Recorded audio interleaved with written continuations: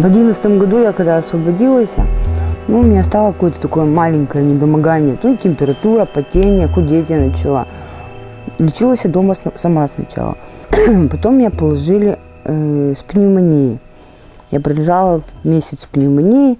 Когда я вернулась домой, я поняла, что меня нифига не вылечили, что у меня симптомы-то те же остаются. Я еще дома сама полечилась, потому что работала уже на тот момент. Ребенок у меня еще, дочка. Пошла в тубдиспансер по месту жительства. Там подтвердили, что у меня туберкулез. И потом я легла на Камскую. Так принято у нас в городе, что люди с диагнозом ВИЧ плюс туберкулез, их отправляют либо на Камскую, либо в Кристалл, и иногда отправляют в обычные туберкулезные больницы. Но в основном их распределяют вот так. И Камская – это та больница, где находится ВИЧ плюс туберкулез плюс наркомания. Смертей и каких-то таких сложных случаев там большее количество. Первый день я получила сразу утром всю горсть дневную таблеток. Я выпила всю эту горсть таблеток на посту и не дошла до палаты. Позвонила своему врачу по месту жительства. И она говорит, должны давать 3 раза в день таблетки. И на следующий день, то есть я подхожу за таблетками, мне сыпят всю горсть. Я говорю, я не буду пить все эти таблетки, делите мне на 3 части. Иди разговаривай с врачом якобы. Мы здесь ни при чем. Это, врач говорит нам, что делать, мы делаем. Татьяна Александровна ни в какую, конечно, не разрешила мне делить эти таблетки на 3 части. Там такой у нас скандал был. Она мне сказала, выпишу тебя за отказ от лечения якобы. В общем, мы с ней поругались, но я не стала пить все таблетки. Я какие-то таблетки взяла, 3-ю часть. Медсестре на пост положила и пошла к себе в палату. С этих таблеток у нас и началась с Татьяной Александровной война просто. У меня с ней вообще очень сложные отношения сложились по сей день. Так как я была очень частым гостем этой больницы, соответственно, ей надо было от меня избавиться. Она написала на меня заявление в ФСКН, что я приношу туда наркотики. Она меня видела везде, где я только была, и где меня не было, и везде была я виновата. Медсестры меня спасали, они говорили, что меня там не было. Потом я стала ходить, когда чувствую, на ногу встаю, мне больно. С каждым, днем все боль больше, и больше, больше, и больше. Я потом уже начала к ней ходить, что мне больно, у меня болит очень сильно. Она мне сказала, туберкулез вылечишь, пойдешь ногу лечить.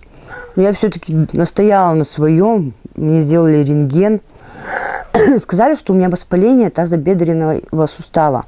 Выписали мне лечение, опять же там. Я снова приехала к себе на Камскую и опять нифига не увидела никакого лечения. Я принимала эти обезболивающие и постоянно по 3 раза в день. У меня уже сильно болела нога. То есть я ходить-то не могу, я уже реально слезы на глазах с обезболивающими. Но я хожу, она меня заставляет ходить. Постельного режима она мне не дает.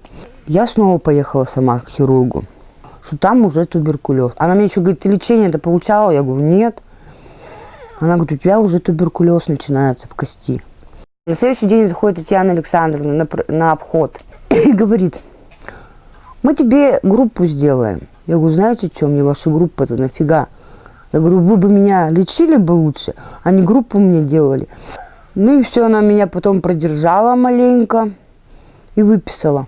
Человек лежит в больнице, ему предлагают выписаться, потому что тебе надо пройти комиссию для подтверждения инвалидности, но мы не можем здесь ничего тебе предоставить. Ты выпишись, пройди эту комиссию, а потом вставай в очередь, и мы снова тебя куда-нибудь возьмем. Куда выпишись? Куда она пойдет с открытой формой туберкулеза? Вы вообще о чем говорите?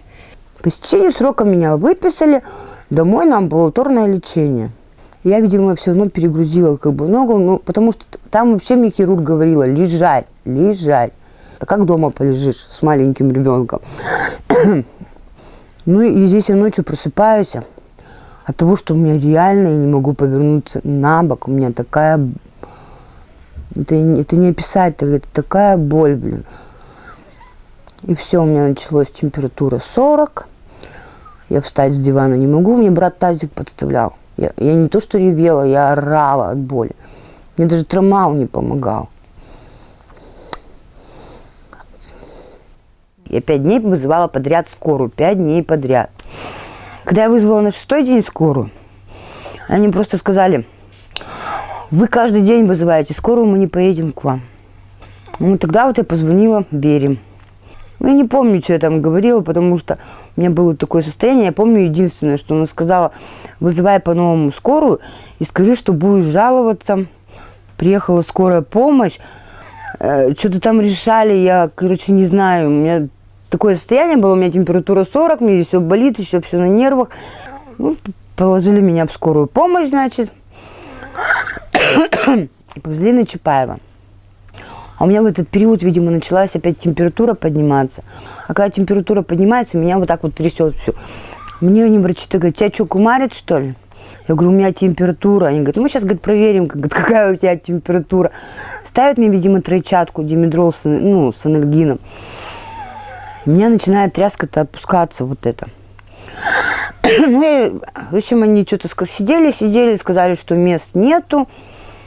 С костями они вообще здесь не берут, ну, с костного, это не их профиль. Меня привозят на Камскую, значит, меня встречают. Татьяна Александровна вышла, меня увидела, там у меня, наверное, волосы дыбом стали, что я-то здесь появилась и снова. Ну, проходит какое-то время, как бы лечусь, таблетки пью, уколы делаю. У меня каждый день температура 40, мне все хуже и хуже, я все худею и худею. Ну и как-то начала спрашивать врача: почему мне хотя бы немного-то лучше не становится? Она мне сказала: а я говорю: что у меня с анализами? Она говорит: а тебе что с твои анализы? Сдохли? Тебе 2 понедельника жить осталось. В общем, разговаривала она со мной как собака с какой-то там, не знаю. Потом ко мне положили девочку в палату. Тоже очень тяжелую, скажем так. Но она ходила на ногах, но была тяжелая. А у нее организм отторгал таблетки. Ей надо было делать внутрикапельно, капать паск, ну все внутрикапельно. Лечение туберкулеза и сопутствующих заболеваний проводится в соответствии со стандартами, утвержденными Министерством здравоохранения Российской Федерации. Для пациентов, которые не могут передвигаться самостоятельно, организованы лечебные процедуры питания, отправление естественных надобностей непосредственно в палатах. Там нет ничего. Там нет шприцев, и врачи говорят: покупайте шприцы, и в таком случае мы вам будем ставить чего? Витамины. Татьяна Александровна сказала: постельный режим. Летом, жара, воды горячей нету. То есть вот она вот пока лежала там месяц в этой кровати, да, не вставая, ну, сама понимаешь, потела, волосы грязные, сама вся потная. И был выходной, она отпросилась у медсестры, говорит: можно я домой съезжу, говорит, помоюсь. Так, говорит: ну, чтобы утром, говорит, была только здесь. Эля ее звали, эту девочку. Эля приезжает утром, рабочий день уже, как бы, в воскресенье, она уехала, в понедельник она приезжает. Раздевается, стоит в палате, идет Татьяна Александровна, ей не повезло Эле. И она увидела, что она снимает верхнюю одежду, или сапоги, или она стояла, расстегивала. Она ей говорит: а ты откуда это с утра-то пришла? Она говорит: я домой, говорит, ездила мыться. Она говорит: а тебе кто разрешил-то? Ты у меня разве отпрашивалась? Она зовет медсестру, говорит: снять ей катетер. Медсестра: куда деваться? Конечно, она снимает ей катетер. Она говорит: будешь пить таблетки? Опять же, она начинает пить таблетки организм не принимает. Эля оказалась снова в кровати, лёжкой. Через неделю, полторы, вот серьезно, ее быстро... Это такая штука, туберкулез, он вообще махом рубит. И Татьяна Александровна заходит и говорит: ты поняла, за что я тебя наказала? Я же тебе сказала, постельный режим, вот и лежи в кровати. Завтра, говорит, тебе поставят катетер, чтобы ты лежала в кровати. Пациенты, которые лежат в палатах и не в состоянии сами себя обслужить, это просто мрак. То есть я сама ходила на эту Камскую, я видела, как реально человек может сходить под себя, а медсестра просто она не успевает, она, ну, физически она человек. Вот. И человек просто в этом говне лежит много часов, и, ну, это ненормально. Это вот не единичный случай. Это мальчик у нас в соседней палате точно так же умер, тот умер. У него уже пролежни были, он долго лежал, но он начал вставать. И вот он вышел на улицу, она его там увидела. Она сняла также с него катетер, выписала ему таблетки. Он не стал их пить, он сказал: да не буду я их пить. Позвали медсестру, он говорит: поставьте мне обратно катетер. Она говорит: я тебе сказала, лежи, ты зачем на улицу-то пошел? Ты, говорит, я тебе не разрешала выходить на улицу. И он умер, мальчишка этот, потом, через какое-то время. Она ему так и не поставила обратно катетер.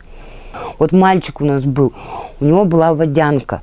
То есть с ног вода бежит, вот такие ноги, вот такое пузо, то есть женщины ходят.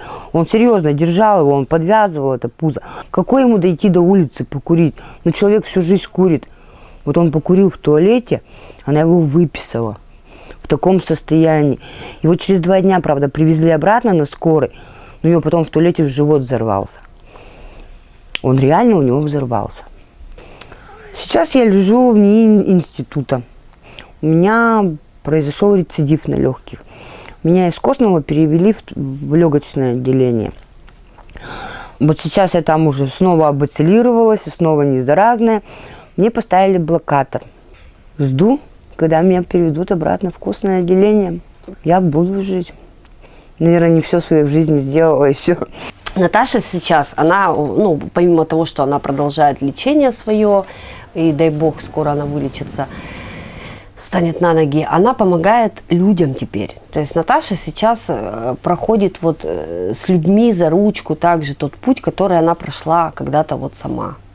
Вот. И на сегодняшний день, ну, больше 10 людей с туберкулезом, которые были положены в больницу, которых вот якобы у нас нет очередей, но Наташей положены, именно Наташей. Я восхищаюсь, прям как она это делает теперь самостоятельно. То есть она полностью этот путь проходит. Даже если она мне, например, наберет и говорит: Вера, ну уже 3 звонка сделала по всем телефонам, не берут. Я говорю: Наташа, ты умница, ты сейчас что-нибудь придумаешь.